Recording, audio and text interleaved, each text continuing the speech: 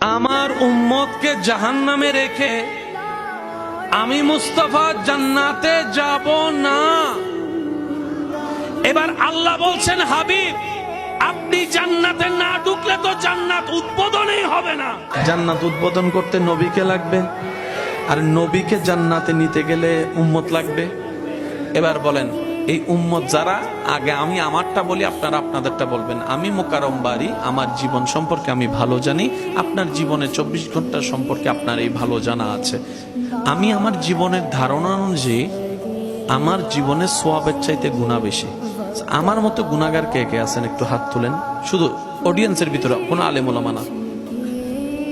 যার জীবনে গুনাহ বেশি সোয়াব কম একটু হাত তুলেন। যে তুলে নেয় সে জান্নাতি আর কি, বুঝতেছেন তো? এবার হাতটা নামান। সত্যি করে বলেন, জান্নাত পাওয়া তো দূরের কথা, গ্রাণ পাওয়ার যোগ্যতা আছে আমাদের?